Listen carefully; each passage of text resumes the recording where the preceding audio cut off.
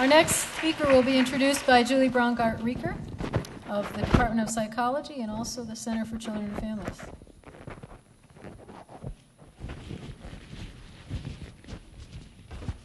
Thank you. I'd like to introduce Dr. Pranee Liamputtong. She's a medical anthropologist at the School of Public Health at La Trobe University in Victoria, Australia. And Dr. Liamputtong studies the health of many different groups, including the immigrants and refugees. She looks at women's health, mothers and children's health, health of older persons, reproductive and sexual health, and mental health. Recently, in 2007, Dr. Liamputtong was inducted into the Victorian Honor Roll of Women, and this award is the result of her pioneering work in childbirth issues of immigrant women in Victoria and her leadership in qualitative research methodology in health. She has many publications related to her work, particularly involving immigrant women in Australia and women in Southeast Asia. But she also has a lot of publications pertaining to her methodological expertise in qualitative methods and working with vulnerable groups as research participants. The title of her talk today is Infant Feeding Practices, Rates, Risks of Not Breastfeeding, and Factors Influencing Breastfeeding. Thank you.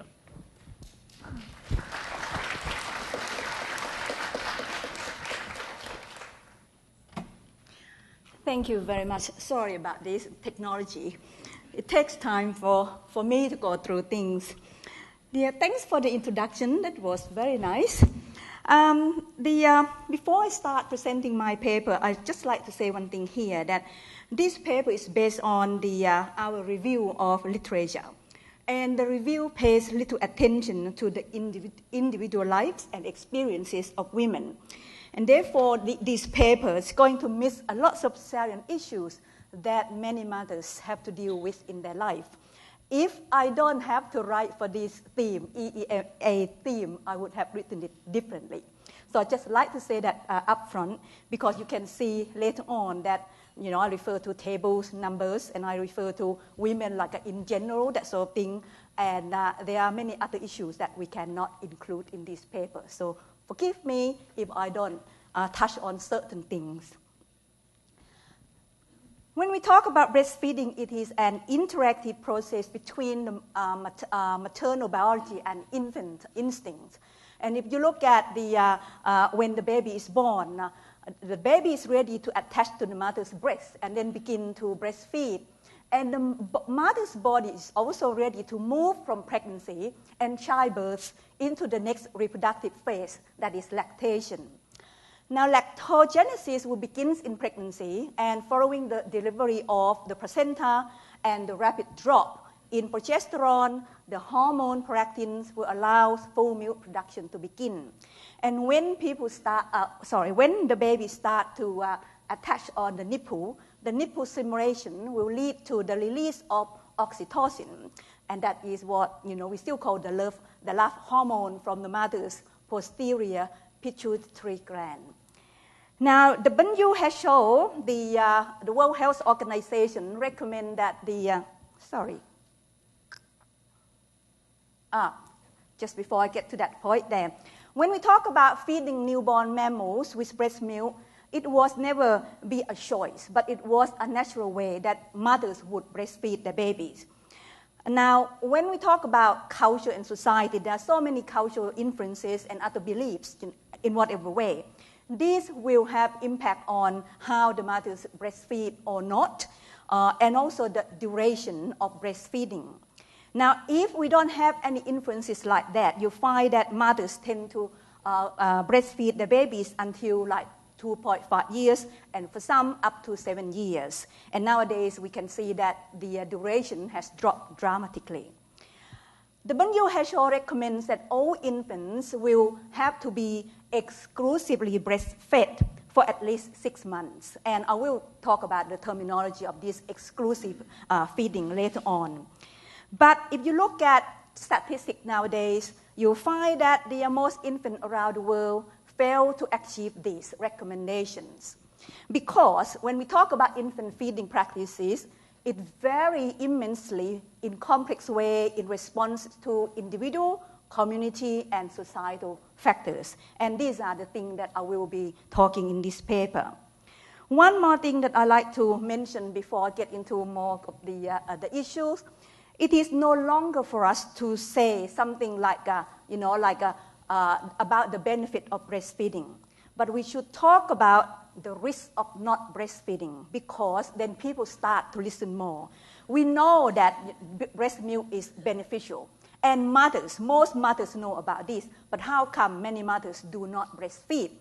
So we argue that by presenting infant feeding practices in a way that about not the risk of not breastfeeding, then the message would get into other people more, and mothers, society, and others. So what I will do in this presentation, I will cover this thing. The rates of breastfeeding around the world, but it's only like a short one, 2 slides. And then I will talk about risk of not breastfeeding. And then lastly, I will talk about factors which will influence the infant feeding practices. Before I get into I show you the table, I just like to show you the terminology. When we talk about ever breastfed, that means that infants who have been put to breast at least once. So if the mothers, give the breast to the baby once, the baby will be breastfed. But when we talk about this thing, exclusive breastfeeding, we mean infants who will receive only breast milk during a period, sometimes 3 months or 6 months. And for the WHO recommendations, it would be at least 6 months. And the statistic that I will show later on, you see that we refer to this. So here, just show you where we get the data from. So I'm going to show you the next 2 slides. One is the rates in developed countries. So now you look at this. I mean, we don't have all the countries, but at least these are the things in the database. If you look at this, the country in the Scandinavian country have high rates of the babies who have at least breastfed once. You look at the statistics here, okay, so quite high. And you come down to Australia is here, and where's UK? UK is down here, and USA is here. Now, the thing that's quite interesting here is look at this. These are the things here. When we talk about exclusive breastfeeding, at the 3 months, 4 months, and 6 months, you can see that the rates drop a lot. The percentage drop a lot. And it happens in all countries here. If you look at all down here, we don't have data for every country. But this is very interesting, like it dropped down to, for example, just 9% in Norway. When you look at the beginning, 99%, and at the 3 months, 63%, and at 6 months is 9%. And this is very interesting, what happened there? Why women, stop breastfeeding exclusively?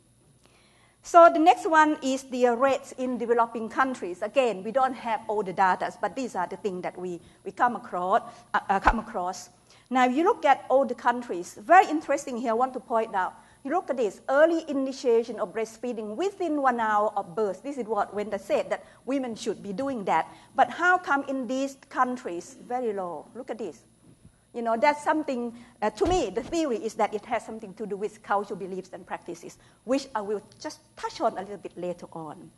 But look at this thing. When you talk about exclusive breastfeeding later on, say 12 months or 24 months, look at this percentage, quite high in those countries. That's what I mean, that is very interesting, something happening there in this society, that we see this sort of pattern, which I don't have a lot of time to go into. Dacia is going to remind me, I got 5 minutes in, probably in the next few minutes. What I like to cover now is about the risk of not breastfeeding, which I think is very important. And before I get into statistics again, I like to say that we review the 5 systematic reviews on risk of not breastfeeding, and we develop these terminologies that you will see in the following slides. So when we talk about convincing, we mean a significant relationship has been found in a meta-analysis, And probable means evidence from many studies, but confirmation is needed in better designed studies. And for possible, it means only a few methodological sound studies have been conducted. So have a look first on the short-term risk of not breastfeeding among infants. And we got the preterm and term, but I sort of cut some slides off here. If you look at the term infant, the convincing one, look at this. Look at all of these health problems that the babies may come across or will get if the mothers do not breastfeed. And so all come down in the convincing thing, and some in probable, and one possible, that means SIDS. So, and SIDS come in here as well, in the convincing thing. So it depends on what study we refer to. And here we give you, where we got the sources from. So you can see that the risk is quite high and convincing as well. So what about the long-term one then? Look at that. I mean, still convincing here, and more on probable, and some more on possible. Here, I just like you to see that there are so many health problems that babies or children can get if they are not breastfed. So what about the mom, the mother? Now, again, some studies point to this thing that they are possible of this, okay? So there are a few issues there. This is only the short-term risk. And what about the long-term risk? You can see that these are the things that women will get if they do not breastfeed the babies. So convincing, probable, and possible. So again, I would say that from these slides, brief slides, the risk of not breastfeeding are very high for both the mothers and for the babies. But as I said early on, that not all infants are breastfed or are breastfed for a very short period of time. What are the factors that influence this? So these are the things I'm going to talk about for the rest of my presentation. Now here, I'd just like to show you a conceptual framework that we use in our review. So we adopted from Hector, who used this in the review of infant feeding practices. So have a look at here. There are 3 levels of the factors which influence infant feeding practices. They at the individual level, group level, and at the society level. So if we look at these things, individual one, we got both the infant and both the mothers. And at group, we look at hospital and health services, home, family support, and work environment, and some sort of public policy environment. And at the society level factors, we can see some cultural norms, role of women and men in society, and other issues. And these sort of things certainly will show you that there are many reasons why women cannot breastfeed or, breastfeed for a long or short period of time. So I'm going to go into, some of these things in this talk.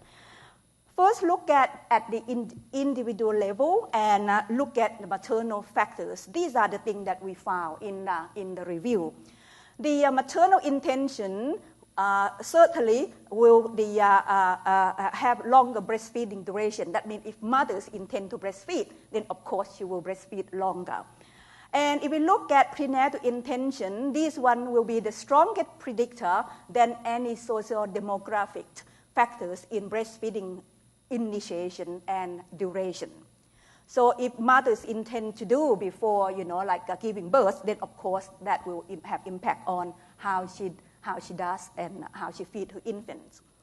Now for mothers who intend to breastfeed but stop earlier, they tend to be this group, younger, fewer years of completed education, have negative breastfeeding attitude, intending to breastfeed for shorter time, believe that they don't have enough milk, insufficient milk syndromes, and also planning to work outside home. And these are the things that we review, but I just like to point out here that in actual fact, whether a woman actually breastfeed or not depends on so many factors which are beyond their control. So these are the things that I will cover a bit later on. Just one more on the individual factors, on maternal factors. We found that women from higher social status are likely to initiate breastfeeding and also do it for a longer period of time. And maternal smoking habits will have negative influences on the breastfeeding initiation and duration. Just skip that. That's just a study that's, show that the breastfeeding they got shortened. Now, we found also that overweight and obese women are less likely to breastfeed, and if they do, they breastfeed for a very short period of time. When I present things like this, I mean, you might think that, I am using victim blaming here. That means I blame these women, why can't they do things like that? But believe me, this is not my intention. That what I said to you at the beginning, that this is a review and I can't touch on individual lives of these women. Okay, so that would be the mother's one. What about the infant factors then? We found that for prematurity and gestational age, the risk to be formula fed will increase as the gestational age decreases. That means that if the baby is premature, then the chance of being bottle fed will be higher. And these are just some of the things that we found. If the infants are born at 35 to 36 weeks, they have greater risk of being formula fed than those who are born at these weeks, during this week. And we also found something that for premature baby and infant feedings, it has more to do with the social class of the mothers or the family than the prematurity of the baby. Now, at group level, we look at the hospital and health services. We found a few things here. Now, the Baby-Friendly Hospital Initiative, which was initiated by WHO and UNICEF, this one is a global effort to implement practices that will protect, promote, and support breastfeeding.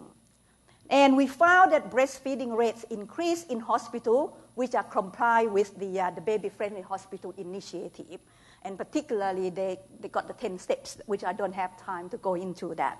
So we found high rates of breastfeeding. And we found that professional support will be beneficial for women, but only if they have a positive attitudes towards breastfeeding, and also knowledge and skills to help breastfeeding mother.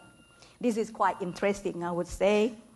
What about the family? Okay, fathers, other family members, and friends. Also, these people can have a lot of influence on breastfeeding. They can support breastfeeding if they are positive about breastfeeding and have the skills to do so. Fathers play most important role in decision making regarding infant feeding choice and also breastfeeding duration. And for women who are regularly visited by families, friends, that sort of thing, you'll find that they have a more positive attitude and confidence toward breastfeeding, and therefore they are more successful in maintaining breastfeeding while they're working. And this thing is very important. This is my passionate about the infant feeding among women, which I will talk about it later on. What about traditional beliefs and culture? Now, if you look at literature, there's so many of these, and we cannot include in this paper. So here I just touch on a few things here. We found that traditional beliefs have a lot of influence on breastfeeding practices, initiation, duration, everything else. For example, in many societies and many cultures, colostrum is seen as unsuitable for newborn babies and should be discarded before giving the milk to the baby. And for example, in my own work, Hmong communities do not believe that colostrum is real milk.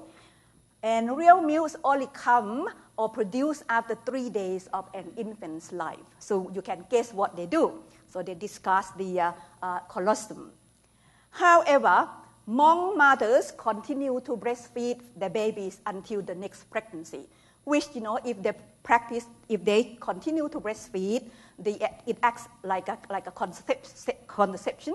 So therefore, women might not become pregnant again 2 or 3 years later on. So you can see the duration of breastfeeding among Hmong mothers. So Hmong babies do not get colostrum, but they get breast milk for a long period of time. And for other cultures, for example, in Thailand, again, this is my work, the cultural practices to support the mothers during the postpartum period also have positive influence on infant feeding practices. For example, during the Yudean period, the 30 days after birth, women are prohibited from doing any household chores. They just allowed to be in there with the baby, recuperate, and also bond with their newborns. And also, they are provided with traditional foods to produce breast milk. So you can see that these women, after 30 days, they will have plenty of breast milk to feed their baby. So this is what I mean by the cultural beliefs and practices can have negative and also positive impacts on the infant feeding practices. What about the public policy here? We found that the International Code of Marketing of Breast Milk Substitute, which was initiated by the WHO, will pose restriction on the marketing of breast milk substitute, that means infant formula, to ensure that mothers are not discouraged from breastfeeding, and also that the infant formula will be used safely if it is needed. However, we found this, code violation by many manufacturers in, particularly in developed countries, in poor countries. And here, that's just one study that showed that, like in Thailand, Bangladesh, South Africa, and Poland, the leading manufacturers, were violating the code. That means that they disguise certain things and they try to encourage mothers to use infant formula. And this one is the last one I want to touch on. This is something that I think is very important, because if you look at the world nowadays, how many percentage of women are working mom? And women have to go out and earn money, and this work and employment outside the home has great impact on infant feeding practices, both initiation and duration. When we look at the working status of the mother, it is the great barrier to breastfeeding, because the timing of breastfeeding cessation will coincide with the time that the mother has to go to work. And I will touch on maternity leave, that sort of thing, a bit later on. And we found that the women with children less than 3 years contribute to about 50% of the labor force in America. And, the same patterns occurs in many other countries. The International Labor Organization Convention on Maternity Protection is implemented in around 120 countries. And each country would set their own national legislation. However, it tends to be, I missed the T there, misspelled. It tends to be narrow and excludes the informal work sector, where nearly 80% of the workers are women. Women, work like casual workers and on part-time. And the code, the convention actually excludes those women. So the invention or legislation doesn't cover all women who work anyway. There are a few, I think about 7 key elements of the maternity protection, but some of them include these: providing breastfeeding breaks and breastfeeding facility at the workplace for the mothers. That is the legislation, and that is something that we should do, but you find that not many countries or everywhere, will do things like this. The maternity leave, we find that not all countries provide maternity leaves to mothers, and also the duration is very different. According to ILO, then women should be entitled to paid maternity leave of 14 weeks. But again, it depends on where you are. Some countries you might get more, some countries you get less, and some countries you get none. So again, that will have impact on infant feedings. And this last bit here, you can see that women who are only entitled to a maternity leave of 6 weeks or less will have the more depressive symptoms than mothers who are entitled to 8 to 12 weeks leave. And this is understandable, like women have to rush back to work and have to leave the babies behind. There might be some problems, that sort of thing. Of course, they will have the problem with the mental health or emotional health. And this has a lot to do with postnatal depression, which I won't have time to touch on this. Now, workplace and working hours, we found that these have a lot of influence on infant feeding practices as well. So, for mothers who work full-time outside the home, they're less likely to breastfeed than women working from home. And also, if mothers have access to their infant during working hours, or they are provided with opportunity to express the breast milk, then they are more likely to be successful in maintaining breastfeeding for longer time than those who cannot. And for full-time shift workers who have inflexible working hours, they will have more problem maintaining breastfeeding. And we say that, if women are denied breastfeeding breaks, they are unable to express breast milk, and this will lead to reduced milk production and premature breastfeeding cessation. So this thing has have a lot of impacts on how women can breastfeed their babies. Type of work also can have impact on the duration and also how women breastfeed the baby.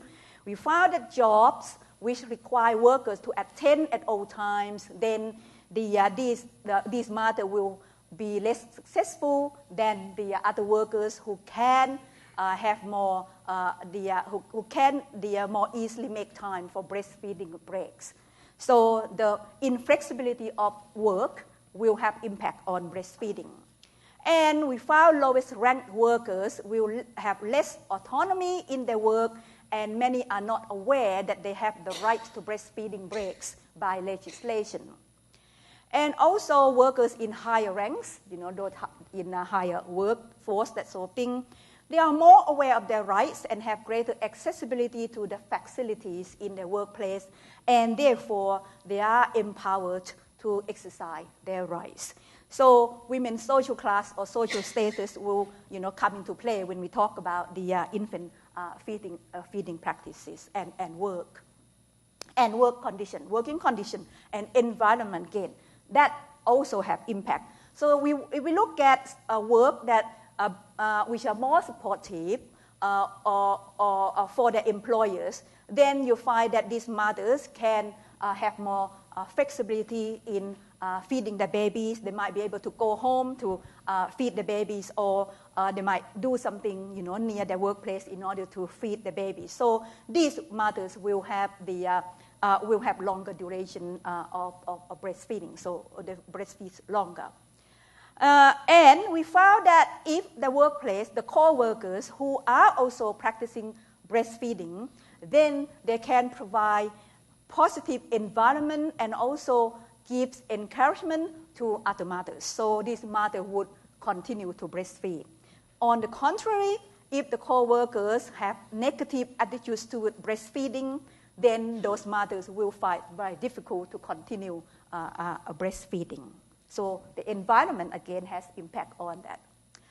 So what I can conclude here. Now, this slide, it just shows you what I have said early on. So we found high level of evidence to say that babies who are not breastfed, then tend to have more health problems.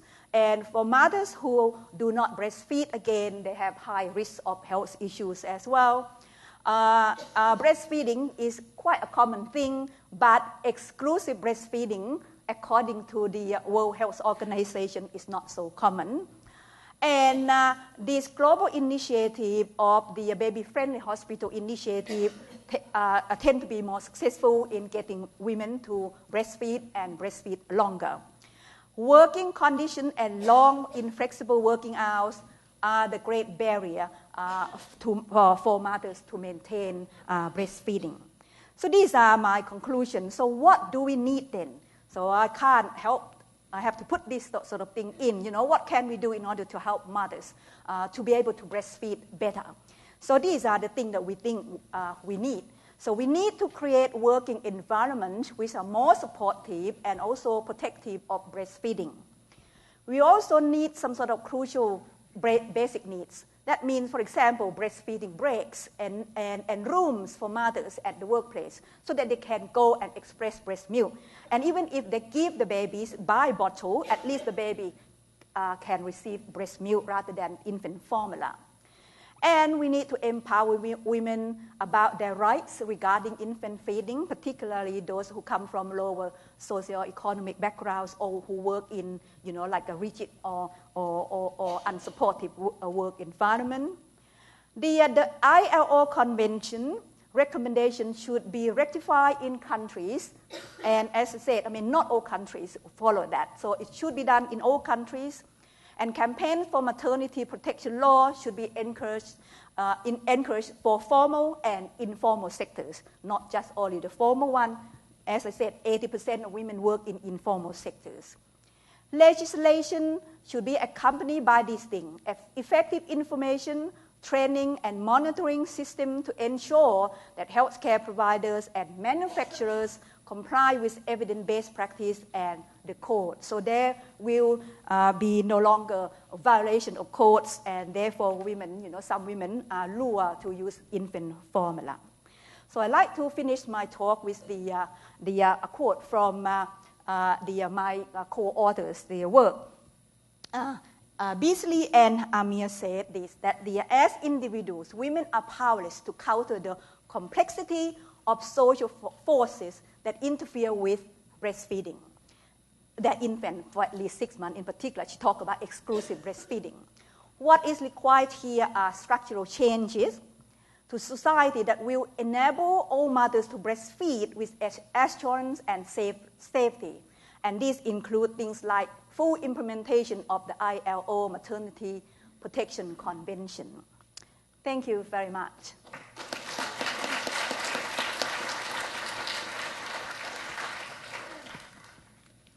Questions? Can you use the microphone, please? Absolutely fascinating. Thank you. Thanks, Alison.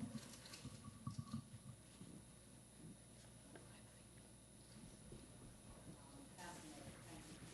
I have a couple of questions. One is, what do you know about the health outcomes for children who've been adopted at birth and who often are obviously not breastfed? The second, which may be consistent with this question, is is the analysis assuming that the effect is about the kind of milk that the baby gets, or about something about the quality of the relationship and interactions that the baby has with the caregiver? Now, the review, we don't have anything like that to answer you, Alison. What we review doesn't include things like that.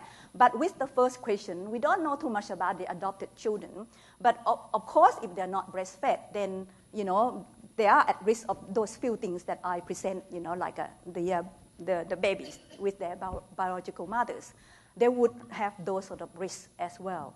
So the assumption then is it's about not getting the milk, because adoptive parents are often very, very motivated, and there are many other factors that come into how they care for their kids. But the assumption then is it's predominantly about whether they do or don't get breast milk. that's right, the value of breast milk. And if you talk it from biological perspective, you see that breast milk contains a lot of things, like to protect the baby. So that would be our assumption. In the review, we did not look at the touch or, the interaction between mom and dad. No, nothing like that. And as I said, if I wrote that paper by myself, and if not for this EAA, I would have written it in a different way. So my co-authors sort of just want to go along that way. So we couldn't include things like touch and other interactions. Jim? I might actually add that the delivery of the milk system is just so critical. I mean, it is true that the breast milk is incomparative and provides physiological benefits that will never be replicated. But at the same time, that mutual regulatory agency that the breastfeeding stimulates is absolutely critical for developmental processes, turn-taking, cognition. Very, very difficult to separate out those kinds of benefits, and they're almost one and the same. And actually is what's precipitating a fairly big... Yeah.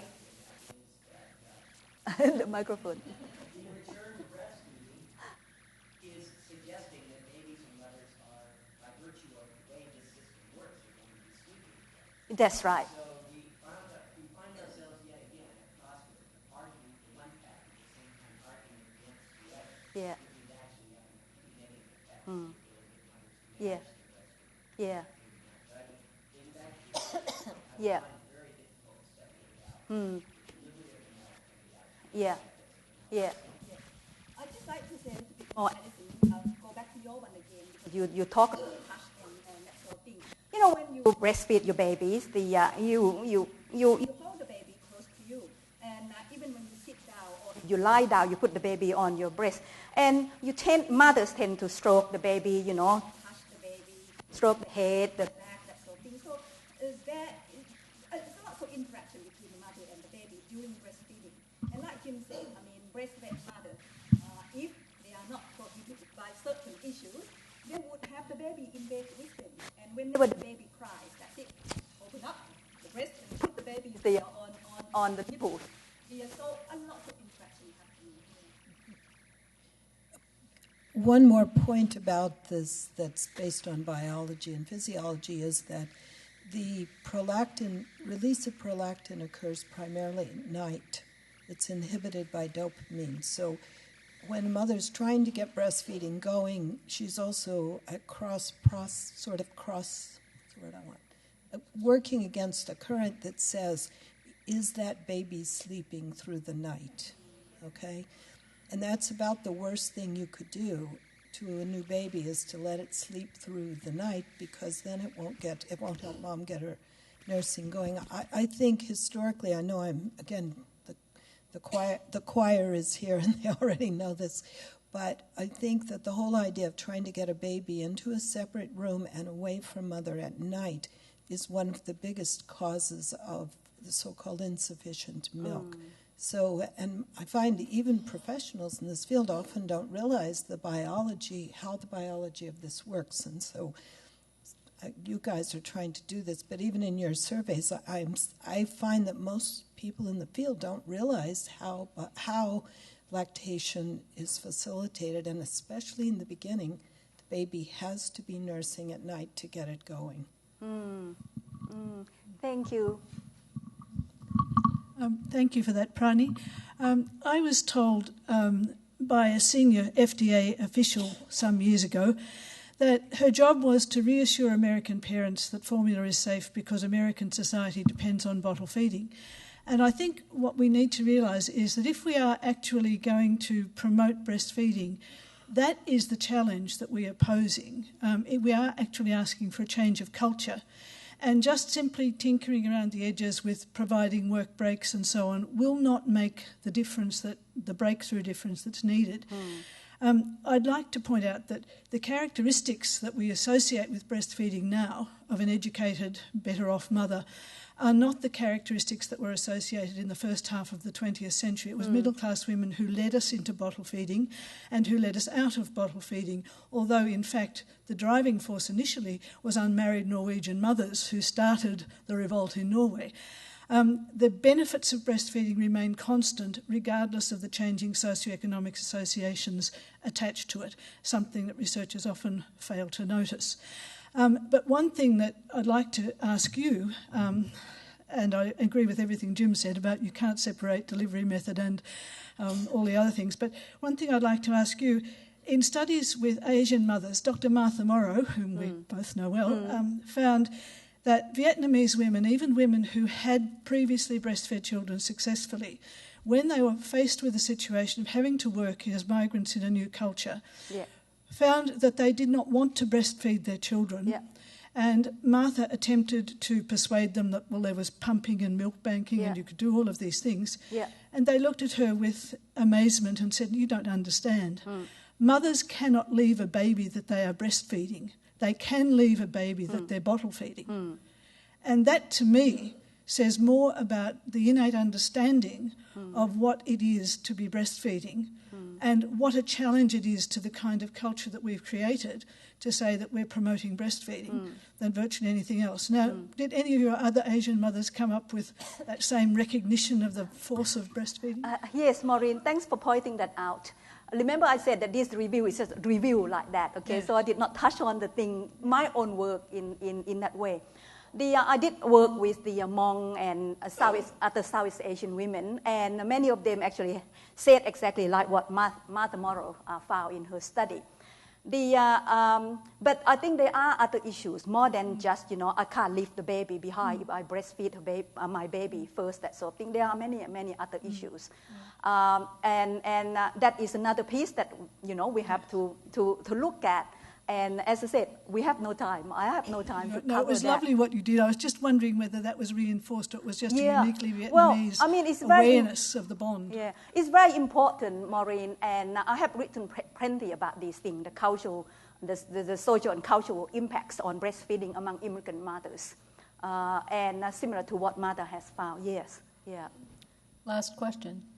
And this is just a point of clarification. When you talk about breastfeeding, are you talking about specifically the act of breastfeeding or giving the baby breast milk? So, sort of building on the previous question, looking at the health benefits to the infant who are breastfed, is that distinguishing those who are actually breastfed versus given expressed or pumped breast milk? They're getting milk, not about how they breastfeed, but if the baby gets breast milk or not. That is the thing that I focus on this paper. Can I just add one more piece to that in terms of the brain development? There's been one study that I know of by Leitonen in Sweden about looking at neurobiologically what is happening in the moment at the breastfeeding. And we're usually thinking about breastfeeding in terms of adding to brain development by adding docosahexaenoic acid, which, as you know, is critical for synapses, etc. But what they showed was that at the moment of the contact, and this gets to Jim's point also, you see activation in both brains of the right temporal, parietal, occipital areas, especially the parietal areas in both of them are being activated at those moments. So there is stimulation that is occurring at that point in time, which is social, emotional information. Thank you, Alan. Thanks very much. Thank you. One more. One issue that I wanted to point out is there seems to be some cultural confusion sometimes. Promotion of breast pumping is not equivalent to promotion of breastfeeding. As a breastfeeding mother myself, this is my third son, I'm in graduate school, and some people don't understand that, no, I cannot leave him for 2 hours for a class elsewhere because if I don't bring him, I have to bring a pump. And I'd much rather nurse the baby than deal with hauling a pump around and expressed milk and all the hassle that involves. And I've been actually having trouble with my institution, with my academic institution over this issue. And they are, they're pro-breastfeeding. They're very supportive of the idea of lactation, but they don't understand the issues involved with it. And I can just barely begin to imagine what mothers in like a retail setting must be going through, where there's not necessarily refrigeration or a non-bathroom private location for them to pump. That's right. Much less have the baby with them. And that's a major issue in the breastfeeding rates in lower income women. And I come from that. My mother was a lower income woman. So while I appreciate that all this research is being directed to it, we are very much in a place of privilege. And I hope that we are all being very mindful of that. Okay, thank you very much for pointing this out. Thank you. Thank you.